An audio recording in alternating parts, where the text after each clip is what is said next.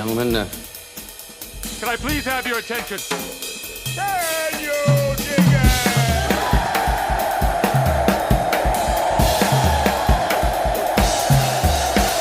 Greetings, dear listeners. This is Jonah Goldberg, host of the Remnant podcast, and brought to you by the Dispatch and other words.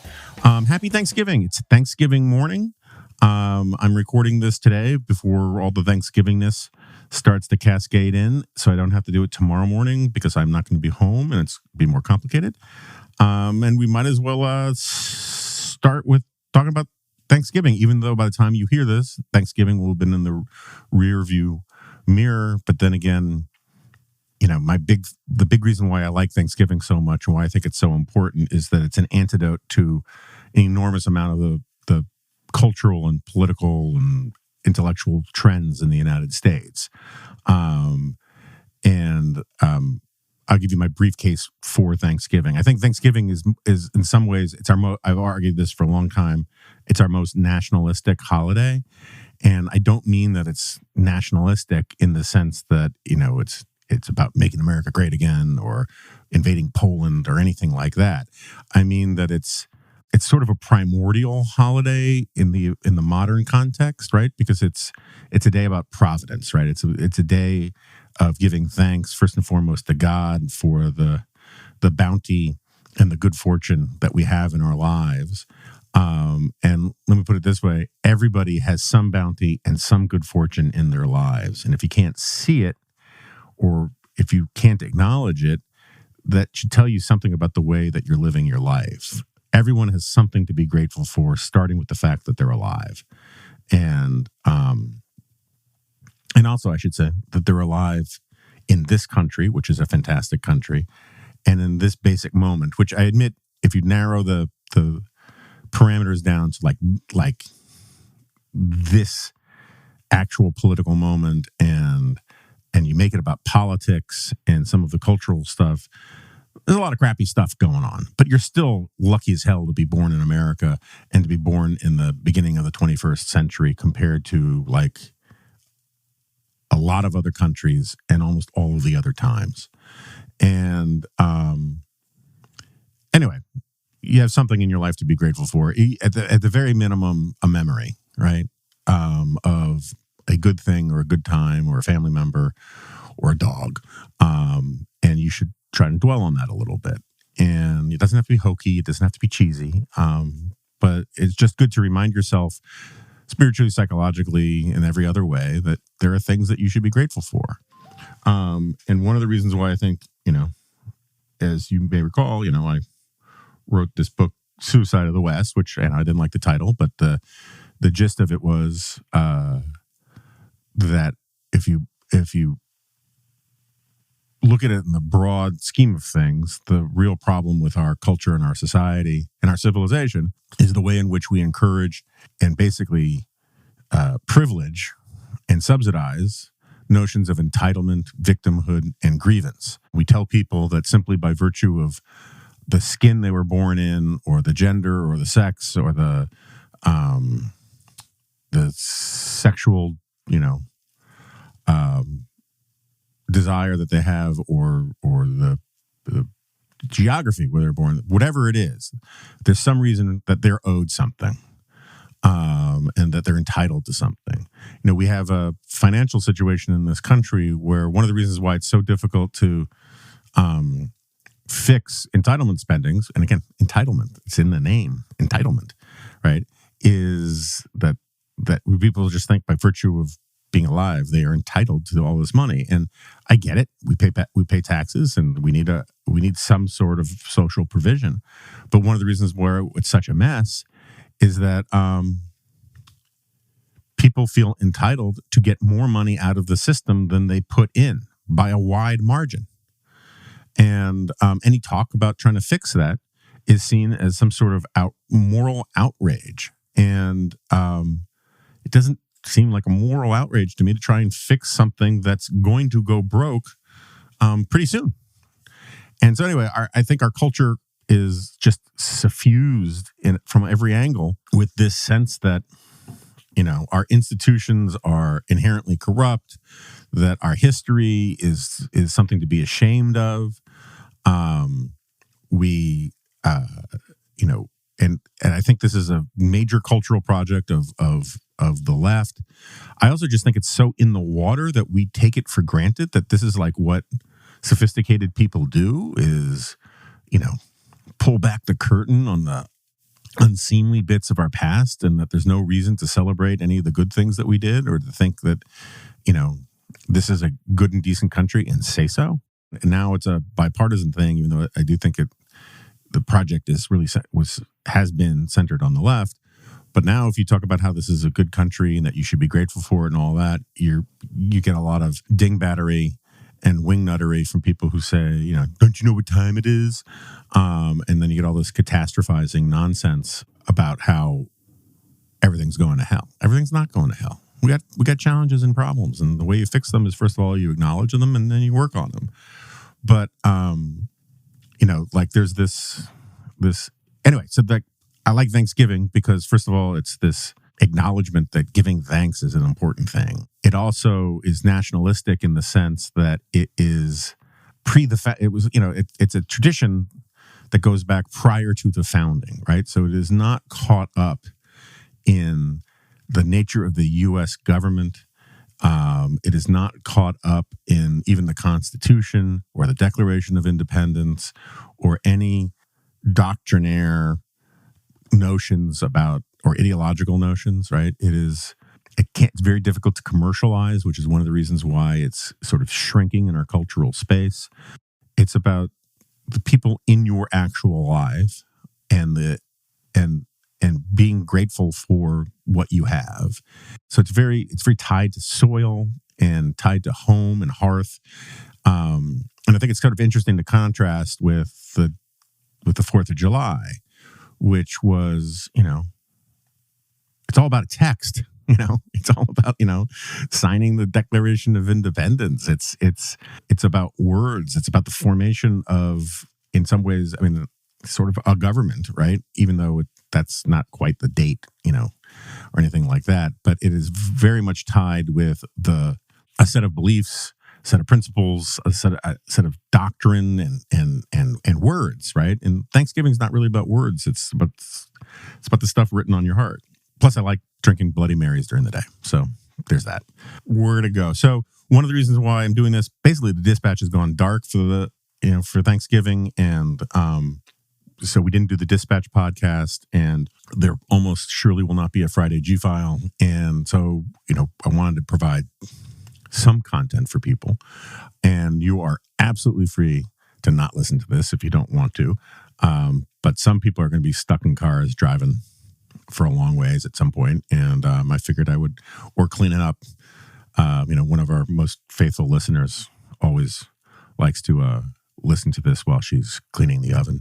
So there's going to be a lot of post-Thanksgiving cleanup for people to do. And if they want to listen to this, that's great. I don't have some grand theme. I could talk more about the nature of gratitude and why it's so important. You could also listen to my whole book on audio, which I recorded. But I did want to talk a little bit about, so anyway, I don't know exactly what to talk about, but one thing I have wanted to sort of talk about is fascism. And in part because people are throwing around the F word a lot lately. And as some of you may recall, I wrote a book called Liberal Fascism, which was a sort of revisionist, in some ways, history of the uses and abuses of the concept of fascism. About a year ago, last January 6th, I wrote a piece saying what I got wrong about fascism. That was the title of it. It was a G-file, because I felt like I had to update it or at least update my position, clarify my position in the wake of basically January 6th and Trump's effort to steal the election. And I'll get to that in a second. I should also say, and I've said this many times before, liberal fascism, which I will defend the first half of that book, which was the really controversial part, against 98, 99% of the criticisms. Doesn't mean I wouldn't write some things differently or add some chapters or flesh out some periods that I didn't, address or whatever. But it's amazing how my take on Woodrow Wilson is now becoming mainstream. I was ridiculed for my treatment of Woodrow Wilson when that book came out. The New York Times, in a very snarky headline, mockingly headlined the review of my book, Heil Woodrow, because it was just so ludicrous, right? To say that Woodrow Wilson was he was an authoritarian, and he's as close as America came to having a fascist dictator while he was in office. Now it's like there's this book, American Midnight, I think it's called, by a good lefty historian who basically rehashes all this stuff. At some point, I really got to finish the thing so I can write about it authoritatively, because there's a rule: if you're going to praise a book, you don't really have to read the whole thing. But if you do trash it or heavily criticize it or engage with it in detail, then you really should read the whole thing. And I just haven't had the bandwidth to finish it. He goes over a lot of the ground that I went over in Liberal Fascism about Wilson and about the American Protective League, which was in effect a system of American brown shirts. These are guys who with quasi-official status, right? They were given sort of auxiliary type badges by the Department of Justice. They conducted interrogations where they beat people up. They were crowd control. They were goon squads where they would go and ransack people's homes and drag them outside, all with sort of under the cover of authority, and certainly with the approval of the federal government. There was the 4 Minutemen, who were the first sort of modern propaganda agents. These guys would go, everyone freaks out about how, there were, about like the role of the federal government in influencing Twitter or whatever. The 4 Minutemen, what they would do is they would go into crowds at like carnivals or in hotel lobbies or wherever there were large groups of people. And they would give 4-minute speeches about how terrible the Huns were, how awesome Woodrow Wilson was, and how every loyal American should support war, and blah, blah, blah, blah, blah. They didn't disclose themselves as, agents of the government or anything like that. Anyway, you can go on, Palmer raids, the censorship, political prisoners thrown in jail, all under Wilson, all, with the, in a searing sort of war fervor and heated nationalism. Anyway, I think we came very close. My argument has always, and I always thought that this was, the book, was it Sinclair Lewis? I always get Upton Sinclair and Sinclair Lewis backwards. But It Can't Happen Here.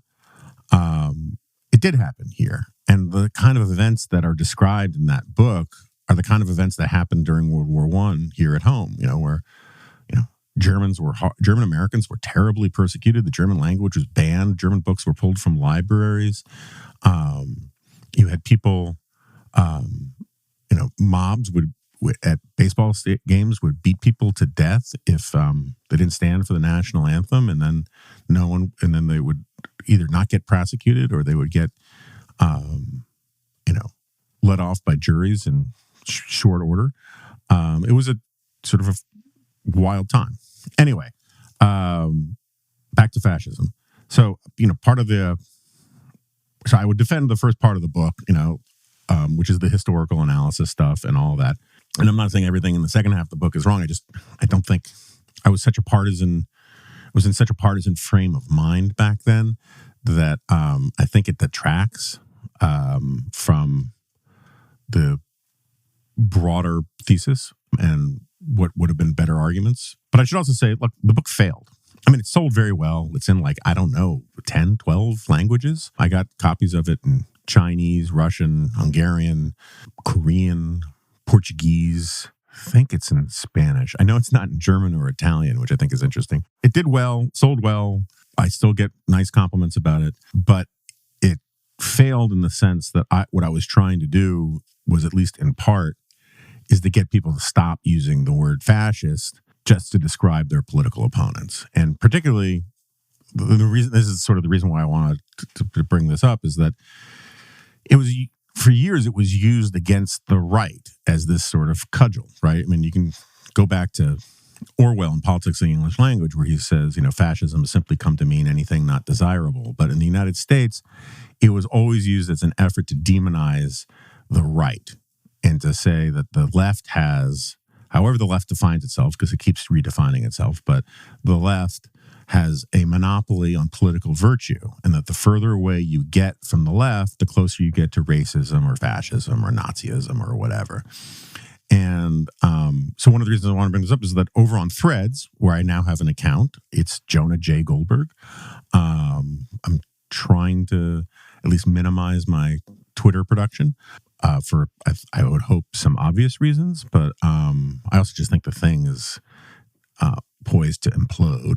Also, David French has been haranguing me and the rest of the staff to get on Threads. So I'm over there. I'm putting up dog content and other things. I still feel like I need to hang out on Twitter just to see, because what's going on there, but I'm trying to do it less and less. The engagement is better over on Threads, so give it a shot. Tom Nichols, former Remnant guest, was getting attacked by a bunch of people for saying, in effect, what I just said, that the left has a long history of calling conservatives and Republicans fascists and Nazis. And the mistake was that it was basically crying wolf, and it lost a lot of its bite by doing so. And people say that's just not true. No one called Reagan a Nazi or a fascist. No one called Nixon a Nazi or fascist. And fact check, they did often. I used to collect examples of this. I have some in liberal fascism, but like this was one of the reasons why I wanted to write the book. Is all my life growing up, you would hear that, Republicans and conservatives and places like National Review were full of fascists or Nazis. And yet, like, the positions that were being called fascistic were, like the positions my dad held. And I always say, look, for starters, there just weren't a lot of Nazi Goldbergs. But more broadly, the point was that I always thought this was just a terrible slander and a smear. Part of the point of the book was to say, okay, if we're going to play this game, let's actually talk about who looks more like a fascist or a Nazi. The claims that conservatives were Nazis are always based on these weird games of connect the dots that often missed a lot of dots. My favorite was, I think it was Charlie Rangel said of when Newt Gingrich and the Republicans took over Congress in '94, and Gingrich had these proposals on the contract with America, which were like pretty dorky inside the Beltway things. It was like term limiting committee chairs and zero-based budgeting and doing something about the House bank. It was not sweeping revolution stuff. I think it was Charlie Rangel who said, who's a Democratic congressman, big shot. He said, Hitler wasn't even talking about doing things like this. And he was right. Hitler wasn't talking about zero-based budgeting or term-limiting committee chairs or anything like that.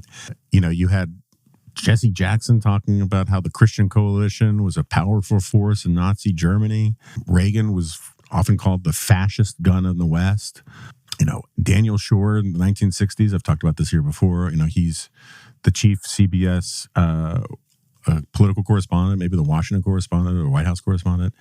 Anyway, he reported that Goldwater's trip to Europe was actually a clandestine effort in Hitler's stomping ground to coordinate the fall campaign or something with neo-Nazi elements. He got sued over that. And, it's just a fact that this has been the case for a very, very, very long time. And the way I failed, though, was that I didn't dissuade anybody from using the word fascist to describe conservatives. I just empowered a lot of conservatives and right-wingers to use the word fascist against liberals, which was not really my intent. I can see why it helped, why that happened in part. I mean, I don't think I'm wholly responsible for the dumbassery out there, but, there was a real spirit of I know you are, but what am I? To the project, and I think that's one of the things that stuck. And one of the reasons why it stuck is that, in fact, the left and liberalism in general have as much commonality. There are as many sort of. It's not just guilt by association. It's their actual intellectual roots in Italian fascism and certainly what I would consider the sort of fascistic moment in the American under Woodrow Wilson that are deeply, let's just say, problematic, right? And there's progressivism of the center left progressive movement, progressive era was deeply eugenicist. I have a friend, Jim Manzi, who makes the case that the eugenics stuff is sometimes overblown because the more relevant issue was the power of labor unions that really wanted to freeze out immigrants from the labor force, immigrants and black people. I'm sure I'm not even sure. I'm not saying it to dismiss it. I'm saying I know that that's certainly true, and then it's just an argument about like what are the main causal explanations. But I'll have Jim on at some point to talk through it because he's been working on this stuff a lot. The New Republic was objectively pro fascist Italy in the early to mid 20s. Charles Beard, the most important economic historian of the first half of the 20th century, the guy who wrote the economic interpretation of the Constitution, the one who, he's the guy who made that argument that the founding fathers were just in it to enrich themselves, and that's why they set up the system the way they set it up, which is one of the earlier examples of this sort of professionalized intellectual ingratitude that just goes to war with America's past. Because Beard was wrong, just flat wrong in all of that. But I still had to read it in my intro to poli-sci class, as do a lot of people, or at least excerpts from the economic interpretation of the Constitution. Anyway, Charles Beard, was really sort of jazzed about this new experiment in Italy. He called it the Russian-Italian method because Italian fascism and early Russian Bolshevism seemed really similar, not really far apart. And that's one of the reasons why the thinking of fascism as this inherently right-wing thing is so problematic, insofar as Italian fascism, which was born of the revolution, this gets very controversial in Italy about whether or not fascism was part of the revolutionary tradition, right? Because the word revolutionary tradition, or the phrase revolutionary tradition, and there's this guy, Gentile, who, got in a lot of trouble for making this claim that it's part of the revolutionary tradition, because the revolutionary tradition is seen as the left. It's seen as the good wheel of history moving forward towards progress, and it's the thing that the left has ownership of, and that left-wing radicals can feel, part of, this revolutionary tradition, and or was it a force of reaction? And I think it's indisputable that the Italian fascists were part of the revolutionary tradition. They were tied up with the artistic and literary movement called the Futurists, which were like wildly into futurism, which is normally not something that you would associate with reactionary politics. Mussolini earned the name Il Duce as the head of the socialists in Italy, not as the head of the fascists. He kept the name Il Duce because he liked it. And if you read like the early fascist program, it's very left-wing in almost every regard. Fascism was born in what Mussolini called the socialism of the trenches, meaning like these soldiers fighting in World War I had this robust, manly socialism, and he wanted to bring it to all of Italy. He was really caught up. He loved, he was a big reader of William James, and William James is the guy who comes up with the moral equivalent of war. And so Italian fascism was suffused with arguments about the moral equivalent of war, about how we have to make every new government effort the battle of this and the battle of that. And anyway, American progressives watching this stuff from the States were super jazzed by it. They thought it was really exciting because it was throwing off the sort of stale 19th century liberalism that they despised. And it was about earth-moving equipment and experts and rousing national populist passion towards technocratic solutions to this, that, and the other thing. And the pages of the New Republic were full of, which was still, in the 1920s, was like the flagship liberal publication. It was founded by Herbert Crowley, the author of The Promise of American Life, who was, essentially the founding father of progressivism in the United States, or at least the godfather of progressivism in the United States.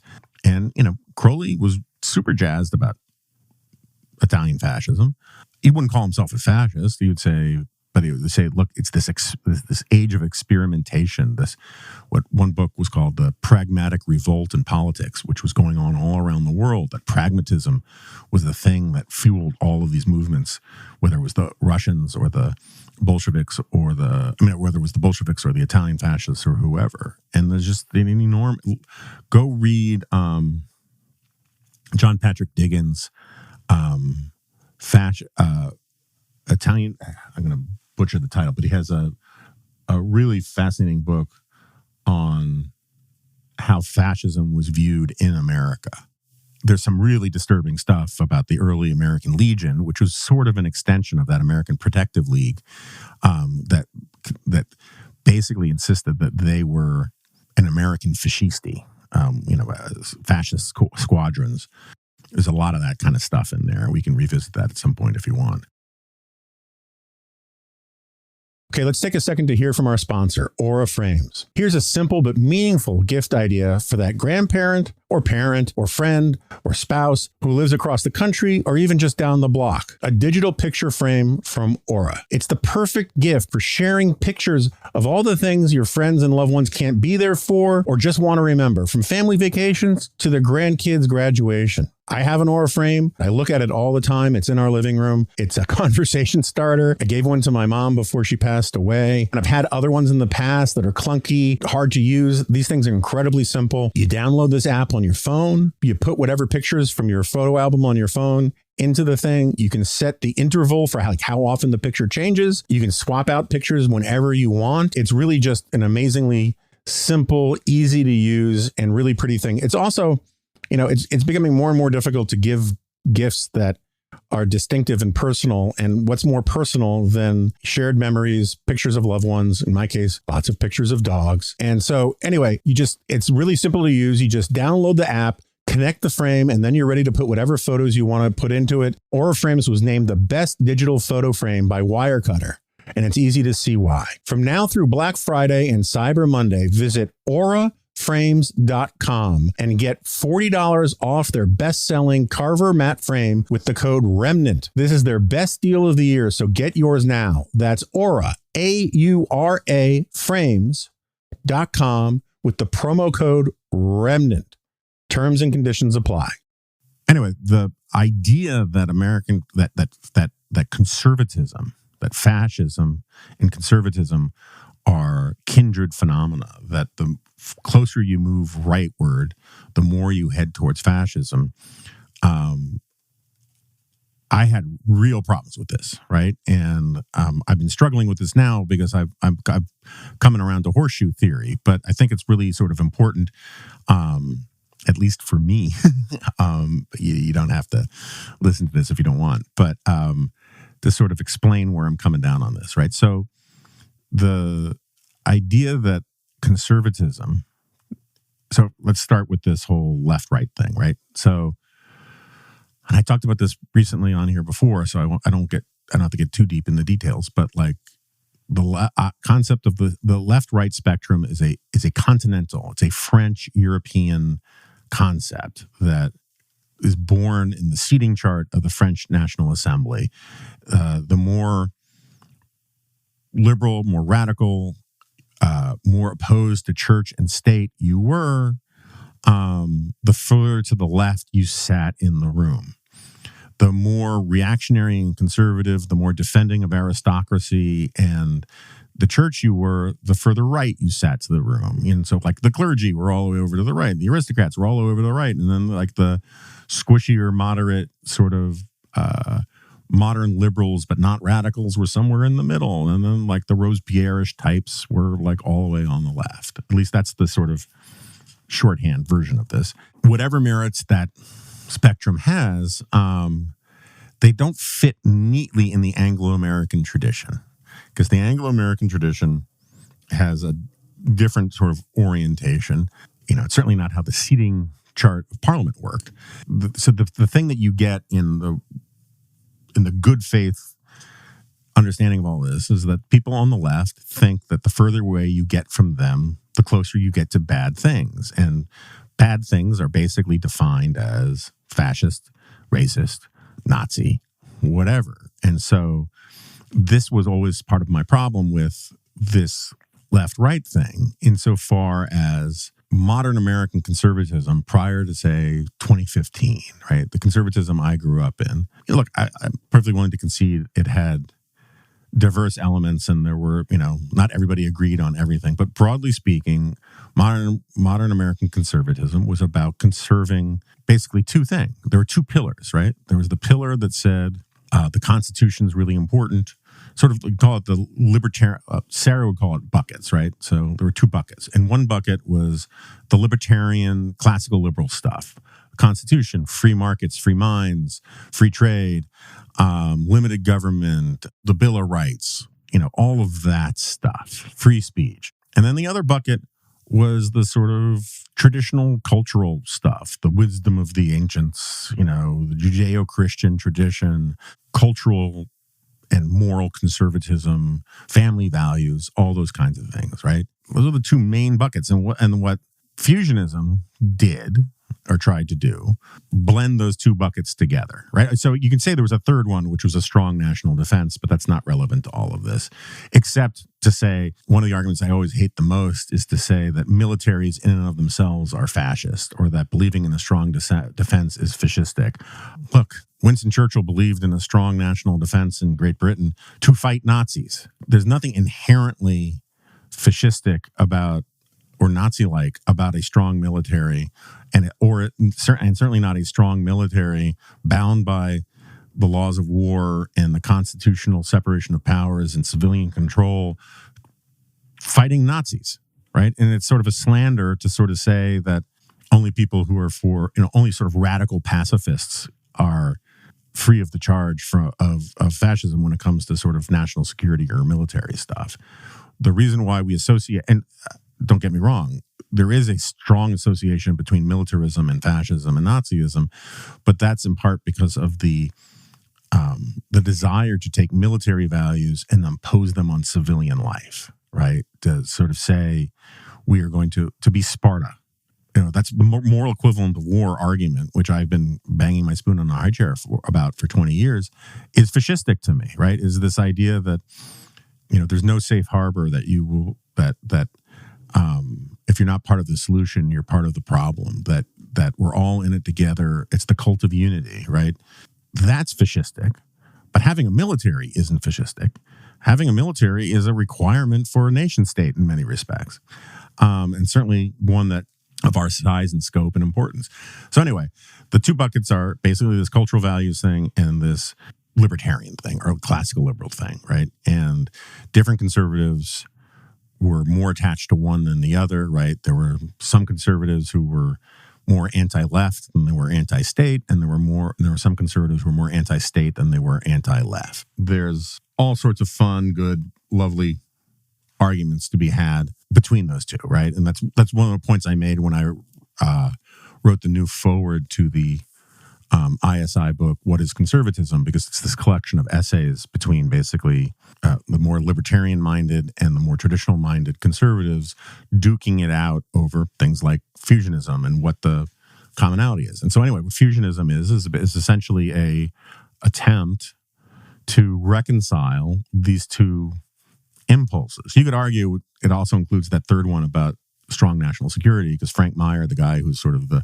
poobah of fusionism, was a wild-eyed anti-communist because he was a former communist. But anyway, the argument about fusionism, which you guys know at this point, is just basically that you cannot coerce virtue, that virtue not freely chosen isn't virtuous, that virtue is actually a way of protecting freedom, and freedom is a way of protecting virtue. Meyer would dispute passionately, I think, claims that he was trying to invent some, syncretic, some sort of synthesis between some novel ideological, Rube Goldberg, no relation, sort of construct to reconcile these things. Instead, his argument was that this is the Western tradition, is these are the trade-offs between Athens and Jerusalem, right? It's this line that cuts through the human heart, that we want to be free, sovereign individuals, but we also want to be part of a broader collective culture and tradition, and these things are always in a healthy tension, and sometimes in an unhealthy tension. But this is like Western civilization, not just a project to get right-wingers in the late 60s and early 70s to get along better. I'm very much with Meyer on that point. Part of my reevaluation of a lot of intellectual stuff in the last few years came out of working on Suicide of the West, insofar as, the working title of the book for a long time was The Tribe of Liberty, and I wish I had kept that. Part of my argument is that, yes, the ideas matter a lot. From Magna Carta to the Glorious Revolution to the American War for Independence and the Declaration of Independence and the Constitution, all that stuff. The ideas matter, they're important, but a lot of the ideas were in some ways lagging indicators rather than leading indicators. They ended up being leading indicators for further progress in these ideas. But I mean, the example I always use, again, I apologize if I'm repeating myself for some of you, but the English were weird. The English had this sort of Teutonic custom they got from the Vikings or somewhere, of this idea that no one was allowed in your hut without permission, right? Even the chieftain couldn't come in without permission, right? And this became this sort of colloquialized version of a man's home is his castle. And over time, man's home is his castle got codified in English common law, gets developed more and more, that's reified and systematized and abstracted to be this really powerful principle. Lo and behold, a few centuries later, you get the Fourth Amendment. A lot of our assumptions about the role of the state, about the importance of liberty and freedom, the people who, the post-liberal nationalist crowd like to claim that these ideas are all artificial, that they sprung forth out of the brow of Locke and Montesquieu and Hume like lightning bolts from Zeus, and that they're artificial impositions, and that merely a conservatism that works with this sort of artificial, abstract list of principles isn't authentic. And I would argue that they're walking into the movie halfway, because in fact, a lot of these principles, most of these principles, are actually deeply rooted, have deep cultural antecedents. The separation of powers. I mean, yeah, we can talk about Polybius or whatever in Roman Empire times, but the real reason why we get separation of powers in the UK is that because it's an island, the king didn't need a standing army. Because the king didn't have a standing army, he couldn't squash regional nobles who were in effect sort of mini kings in their area. And so you get things like the Magna Carta that are this negotiation document between rival power centers, because the king couldn't be an absolute ruler.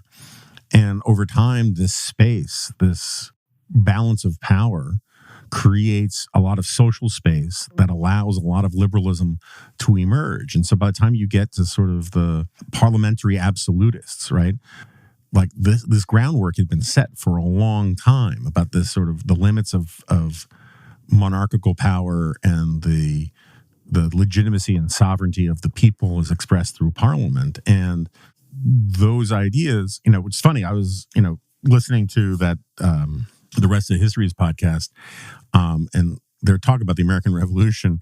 I disagree with chunks of it, but it's really kind of funny and interesting to listen to two Brits basically take England's side in the American Revolution. And one of the points which I think is actually pretty well taken is that the Americans kept, for a long time, just kept asking King George to give them better treatment. And the problem was that like, it wasn't King George's decision. It was Parliament's decision to do the things that they were doing. And that, like, if you were a good Republican, you wouldn't be going whining to the king. You would recognize the authority and sovereignty and legitimacy of Parliament to do some of the things that they were doing. But even here, this is sort of getting to my point, I think, because I can't remember how I got on this. At the time of prior to the American Revolution, the American colonists thought they were British. And what they were asking for was recognition of their ancient British rights. And there's no contradiction here between talk of your ancient British rights, this then still very new notion of liberalism, because culturally, talk of British rights were liberal, right? It's this liberalism was like a tribal kind of cultural nationalistic understanding about the role of government and the role of the individual, and the ideas that you get in the Declaration of the Rights of Man and the Federalist Papers and Locke's Second Treatise on Government, all these kinds of things were attempts to sort of find abstract philosophical natural law kind of explanations for a lot of the cultural norms and predispositions that the English and yes, the Dutch had. It was like basically looking. Remember, science back then was complicated, and how they viewed science, right? And the clear marcations between things like philosophy and law and medicine and psychology were not there. There was a lot of coloring outside the lines back in those days. And so a lot of liberalism was really an attempt to sort of find in nature proof that the liberal cultural norms of the English were natural, had some sort of metaphysical, epistemological, scientific grounding, and weren't just arbitrary cultural things. Which is to say that, like, the culture stuff drove the ideas rather than the ideas driving the culture. Of course, both are at work, because once you develop these ideas, then those ideas drive further cultural change, and it's catalytic and whatever. So back to this thing about the left versus right and fascism being on the right. Part of the problem with that is, in America, if you tell me that, again, as of 10 years ago, right, 15 years ago, the period where I'm writing this thing, in America, you have an ideological movement, modern American conservatism, that has, these two pillars, these two commitments. One is to like this libertarian thing about a small and limited government, expansive notions of market power and individual liberty. And then the other pillar being traditional Christian values, or traditional Judeo-Christian values, or even just traditional bourgeois values, right? Middle-class values, cultural conservatism. And you say, this is the one that's fascistic? There's a mismatch there, right? Meanwhile, the historic party of robust state power that was opposed to being constrained by the Constitution, that was for a sort of revolutionary mass politics that fused the people and the government into a collective purpose. That wasn't the right, that was the left in this country. Sort of like, the thing I would do is like, the thing that frustrated a lot of people who had these preconceived notions of fascism is I defined my terms. And I said, okay, if this is what you mean by fascism, or if this is what you mean by conservatism, then we got to have a conversation, because the conservatism I'm talking about, which wants to preserve the Constitution, wants government to be restrained by the Constitution, that champions individual rights and economic rights, and considers free markets to be like one of the most important tools for society, that's just not fascism, right? And then if you go and you look at the countries that were actually fascist, and you look at what their programs were, they do not look, certainly in terms of economics, right wing, at least as we talk about it here, in America, circa 2008, when I was writing the book. There's that problem. Then it's how did it get to the point where fascism, where conservatives were considered fascist? So a big part of it, at least in my argument, comes from the people who were following Stalin's lead. Stalin, in, I want to say 28, it's been a while since I looked at this stuff, issues his social theory of fascism, which his theory of fascism, which comes up with this term social fascism. And the gist of the argument is, and this is not really controversial anywhere, it's just the basic history. The gist of the argument is that any left-wing groups anywhere in the world that aren't expressly loyal to Moscow are seen as counter-revolutionary for reactionary forces that are trying to roll back the revolutionary accomplishments of the Bolsheviks. He calls all of these people social fascists or fascists. So there was this period in the late 20s to early 30s where John Dewey, Franklin Roosevelt, Norman Thomas, the president of the American Socialist Party, all these guys are called fascists by the communists. And part of this had to do with the fact that not just in America, but around Europe, it turns out that nationalism and national socialism, small n, small s, are much more attractive than Bolshevism. They were dismayed to see, fascists come to power in Italy, in part because they were stealing their best lines, right? It turns out that, and Hitler gets into this in Mein Kampf, right? I mean, there's a reason why the background on the official Nazi flag is red. It's to signal to communists that they can join the party. And then the swastika is there because to signify that the party isn't just about left-wing economics. And early Nazism was definitely about left-wing economics. It is also about this sort of national idea or the, racial idea about being a pure German. And Italy didn't have the kind of racial stuff going on. Early Mussolini, in the 1920s, was denouncing Nazism as pure racism.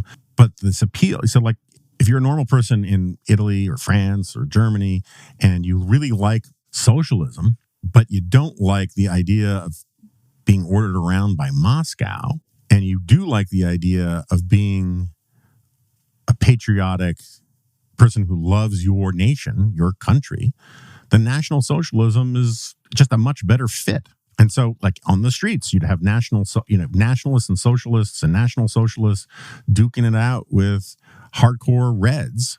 But they were both, from the perspective of an American or Anglo-American, conservative liberal, they're both of the left, right? I mean, if you go back and you read the early, party, the party platform for the Nazis written by Drexler and Hitler, it's full of, socialize this and nationalize that.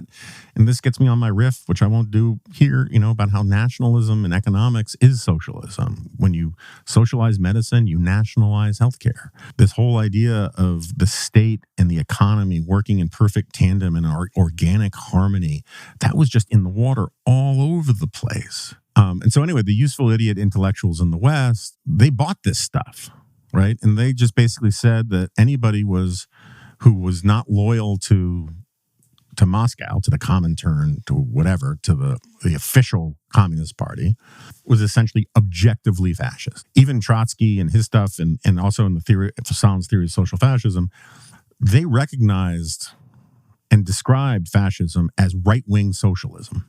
What they meant by that, it was to their right, but it was still socialism. And for, a conservative like me, socialism, right? The operative word here is socialism, and that even the most right-wing socialist is going to be to my left in a political spectrum that is defined by those two pillars I was talking about before. And so that's part of the reason why this formulation stuck around has such a long life. There are other parts of it as well. I talked about this a little bit with Robert Kagan, the one who wrote the great history book about America, Ghost of the Feast. He defended FDR's claim in his 1944 State of the Union address, where FDR said that if we surrender to the normalcy of the 1920s, if we return to the normalcy of the 1920s, we will be surrendering to fascism at home while we're still fighting it abroad. I've been kicking the tires on this ever since Kagan defended it. I think he's just flat wrong on this. Yeah, he makes some fine points about there were a lot of bad things happening in the 1920s. The Klan had a resurgence and all that.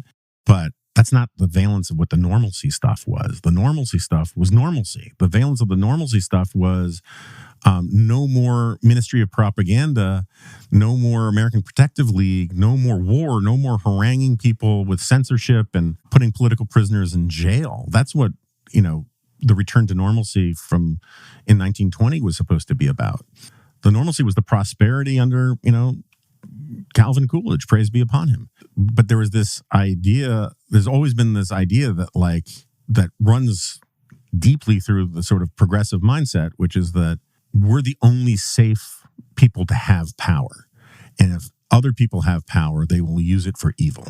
But you have this sort of notion that we can do all of these things. We can control industry. We can cartelize industry. We can put a dry cleaner in jail for charging too little to clean a suit, which is what happened in the during the New Deal. Jacob Meged was prosecuted. The judge ultimately let him off, but they wanted to put him in jail for not going along with the Blue Eagle economic program, which under the National Recovery Administration.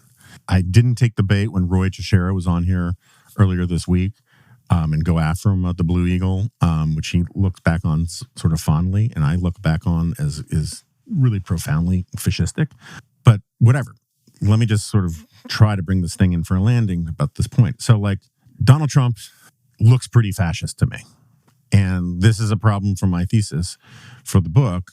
And it's one of the reasons why I had to write this What I Got Wrong About Fascism thing. And because the thing is that while I'm perfectly willing to defend my points about statism and corporatism being the economic doctrine of fascism and also the economic doctrine about a lot of modern progressives. It's the most understudied and underappreciated form of economic organization because it's the best way to describe a lot of the way our economy actually works. And corporatism, it drives me crazy the way Robert F. Kennedy and other people misuse the term. It doesn't mean rule by corporations.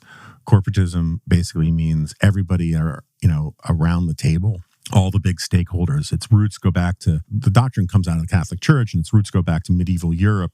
The stakeholders, the aristocrats, the guilds, the generals, whoever, the priests, everybody sits around the table and they decide the economic organization of life.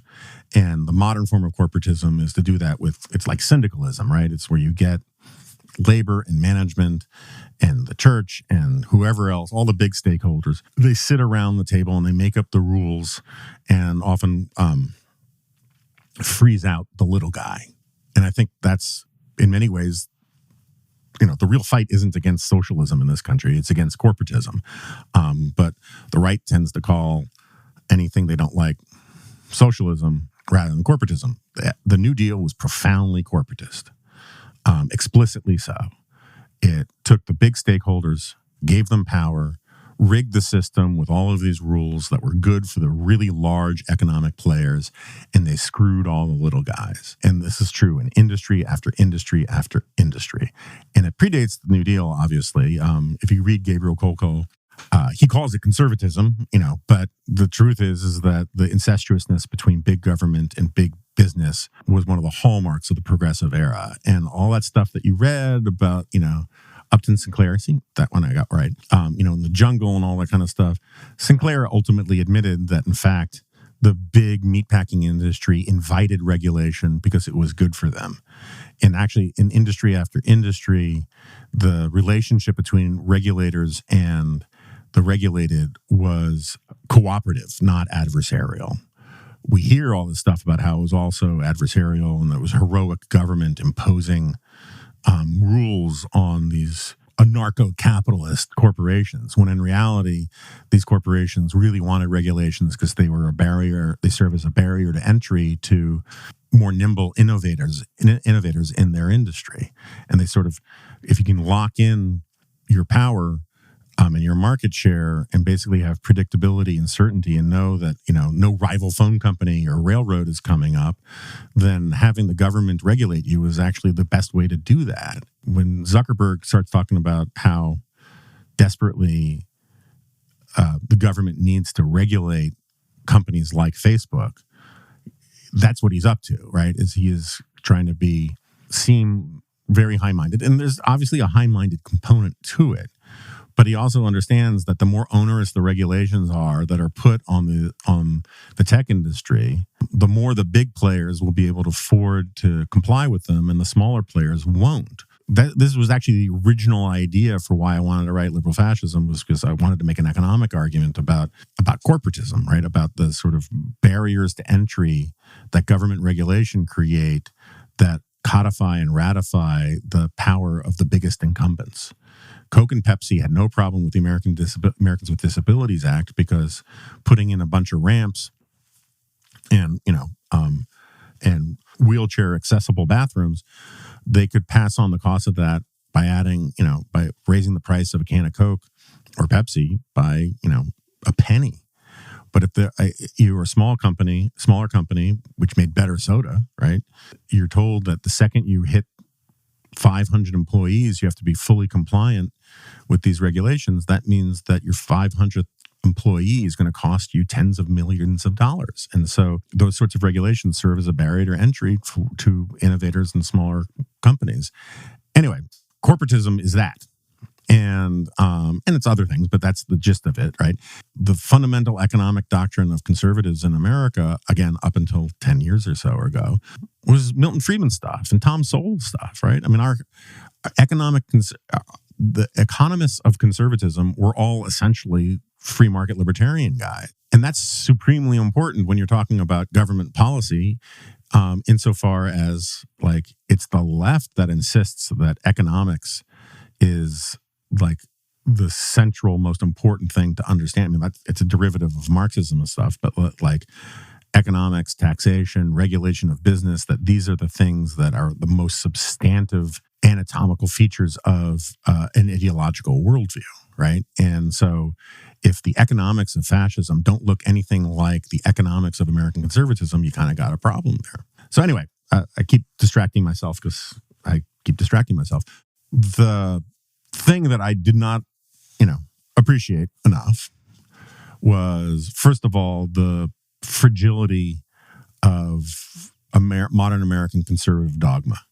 I really thought a lot of these things were far more settled on the right than they were, and that the arguments were really about differences of degree, about, taking principles to the testing point where the trade-offs between cultural conservatism and sort of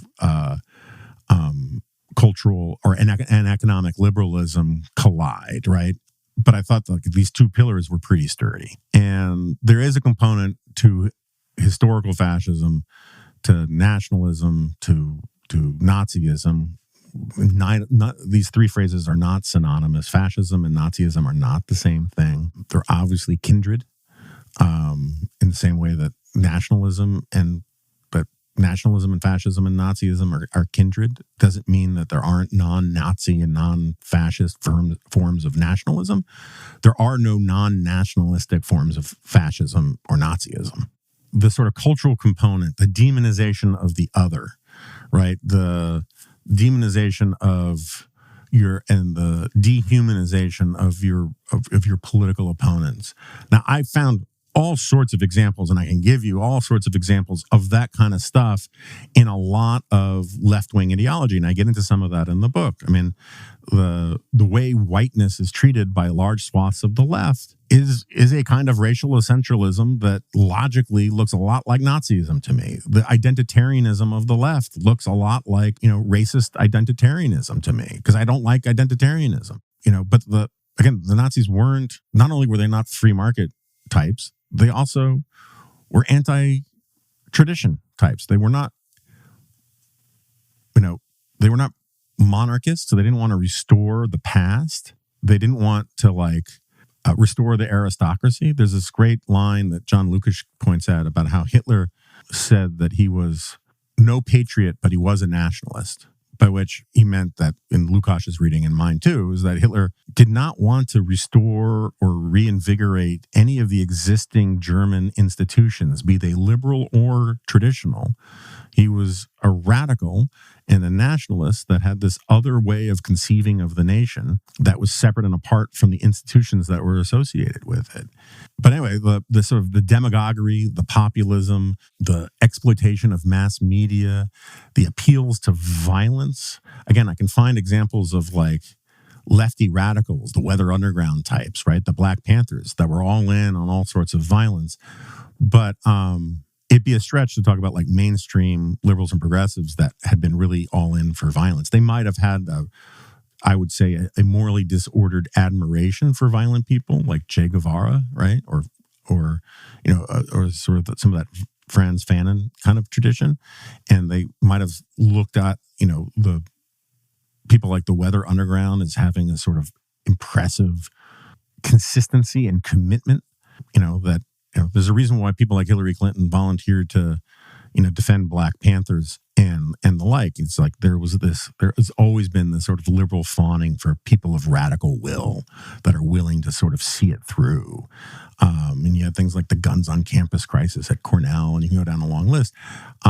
So there was enough there to sort of point fingers and say, hey, look, you've got this tradition over there. Anyway, with the rise of Trump, all of a sudden, like, I can't make a lot of those arguments without answering the perfectly legitimate questions about what about Trump?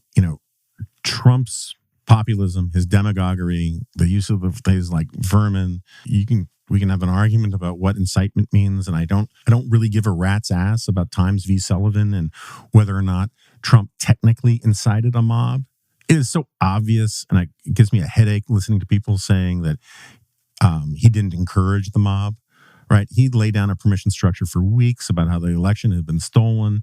He had his minions, whip up people, say you got to get to Washington. Bannon's like, got to come to Washington. It's going to be wild. They had explicitly, and it's on tape with Bannon saying it, right, that the plan was to just have Trump say, I'm not leaving no matter what. He told these people that their government was being stolen, that their election was being stolen. He set all that in place. And that's very March on Rome. That's very Hitlerite putschist kind of behavior. And there's no defense of it. And, Mike Lee should be ashamed of himself. I don't know what the hell has happened to Mike Lee. But this is one of the reasons I'm talking about this is like Mike Lee was like going on these tears on Twitter about how it's ludicrous to call. And I know Mike Lee is a big fan of liberal fascism. I know he's read the book. I can report that much. And that he's a big fan of the book, or was. I don't think he's very happy with me these days. But he's going on this tear, like basically using my arguments from a decade ago about how fascists are about expanding government power and blah, blah, blah, blah, blah. And therefore it's crazy to call conservatives fascists. I would have been with him if we were talking about a pre-Trump GOP to one extent or another, right? But he's defending the January 6th, riots. Again, don't give a rat's ass about the argument about whether or not it technically justifiably can be called an insurrection or not. It was a riot. And the conservatives are supposed to be for law and order. They're supposed to be for the peaceful transfer of power. They're supposed to be for constitutional norms. And Donald Trump whipped up a mob that foreseeably stormed the Capitol, beat up cops, threatened to hang the vice president for observing the Constitution properly. He now talks about seeking retribution when he gets in power. That's all fascistic. And the way he talks about a lot of other things, is very fascistic, about how immigrants are infecting the blood of this country and all this sort of, biologized body politic nonsense. But the frustrating thing that I think a lot of people on the left have, and a lot of like these New York Times reporters who write these breathless pieces about Trump's incipient fascism, and they go find quotes from historians about what fascism is or isn't, is they've been playing this game for so long, calling George W. Bush a fascist, calling Mitt Romney a fascist, calling Ronald Reagan a fascist. And I totally get that they have no memory of it, right? Because for them, that was just sort of fish don't know they're wet. That's the kind of thing people say, and who cares, and don't take it seriously or whatever. And, Chris Hedges, New York Times reporter, wrote, a book called American Fascists, and Naomi Wolf, I don't know how many books she wrote on fascism, but George W. Bush was a fascist in her mind. They just memory hold all of the times that they've been calling fusionist mainstream conservatives fascists. It's fine. So they don't remember doing that. And maybe they themselves didn't do it, but they write for institutions that did. The problem is conservatives remember it. Like the grievance about this stuff is one of the reasons why conservatives kind of lost their mind, is they got so sick of being demonized by the left as the bad guys in everything, and being told that whiteness is white supremacy and racism and fascism and blah, blah, blah, blah, blah, blah, blah. They kind of had enough. They kind of had, I would argue, kind of had a psychological break. I mean, the Tea Parties, which had this radical idea of restoring the Constitution and having the government leave people alone, were called fascist and Nazis. And so, like, the accusation just can't land, can't draw much. It doesn't invite a lot of reflection on the right, in part because there's a lot of institutional memory about how old these accusations are and how they'll say it about anybody. The problem we now have, and why I've had to re-embrace, horseshoe theory, which I had rejected, because my whole book was like premised on the idea that horseshoe theory is wrong, that that the right and left don't meet, not in the Anglo-American tradition, right? You can't become so Christian or libertarian that you become a communist, right? Like fascism and Nazism, the reason why they're so similar isn't because the political spectrum is a circle and that eventually the two sides meet. It's because they were, in the words of Richard Pipes, both heresies of socialism. They both come out of the revolutionary tradition. They both have similar aims about, imposing a utopian vision on all of society where everybody works together and where all the levers of the economy and culture are all ideologically synchronized. That is not, there's no right-wing version of that if you actually take as your lodestar American conservatism, a defender and protector of classical liberalism. The problem is that it no longer is in many respects. A lot of institutions now have a right-wing version of left-wingism. They have their right-wing nationalism to compete with left-wing nationalism. They have right-wing socialism or corporatism to compete with left-wing socialism or corporatism. They're two tips of the horseshoe. That's why this thing is called the Remnant, right? It's because I don't want to be part of that. So I get very frustrated by this whole debate about fascism because I constantly have to be like, yes, but, or no, but you have a point, because it's the history is the history, and wishing it away or saying, or this time we're serious that these guys are fascists, it just doesn't work, right? It just becomes part of the background noise. Plus you have Donald Trump out there screaming about how he's going to go to war with the fascists, the Marxists, the communists, the this, the that, the other thing. He uses all these words completely interchangeably because he's got, the intellectual sophistication of a fruit fly. And really it's all about his, personalization of politics, which is a very fascistic thing, right? The cult of personality thing is definitely a fascistic thing. I was horrified by the cult of personality of Obama. And yes, there was a real cult of personality of Obama. Google Obama is the Messiah, and you'll see a lot of stuff. You had kids pledging allegiance to Obama. You had movie stars pledging personal loyalty to Obama. You had Barbara Walters talking about how he's the one, and Oprah talking about how he's the one. You had that piece from the San Francisco Chronicle about how he's a light worker. People talking about how he's a transcendent new form of human being and all of this nonsense. And that stuff creeped the hell out of me. The Trump worship creeps the hell out of me too. I can no longer say, see, look, the ones who have cults of personality over on the left, so stop calling us the fascists, when, my God, is there a cult of personality about Donald Trump? And I have to say, as much as I thought the weird worship of Obama was weird, totally undeserved, it still makes a hell of a lot more sense to me than the weird worship of Trump. I mean, I just don't get it. I don't, how you can think this guy is an agent of God who's doing all of this vital stuff, or that you think he's, a particularly loyal or decent or good person, is lost on me. I mean, I think there was a lot of propaganda about and spin about Barack Obama, but the core underlying person was a recognizably, you could see where it came from, at least with Obama. Again, I think his intellectual chops and his charisma were wildly exaggerated, but I could at least see what other people saw to a certain extent. I just didn't feel it myself. I literally cannot understand why anybody thinks that Trump isn't a fool and a demagogue and a person of just incredibly low character. It just makes no sense to me that you could see him as, anything else. That's some light Thanksgiving drive podcastery for you. Next week should be a more normal week. Although I do have to go to Texas on the 30th. I don't think the event is open to the public, but I'm giving a luncheon talk out there. And anyway, thanks for listening. Happy Thanksgiving. Even though it happened for most of you yesterday or 2 days ago, my apologies. But you should have, remember that great scene at the end of Scrooged where Bill Murray's talking about how you should have a little bit of the Christmas spirit in your heart year round? I actually think that argument is better made for Thanksgiving.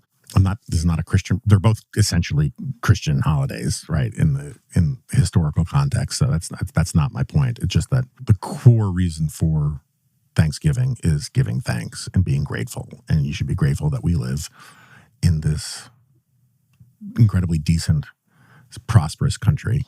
And moreover, the stuff you should be really grateful for are your friends and family and the people closest to you, two-legged, four-legged people.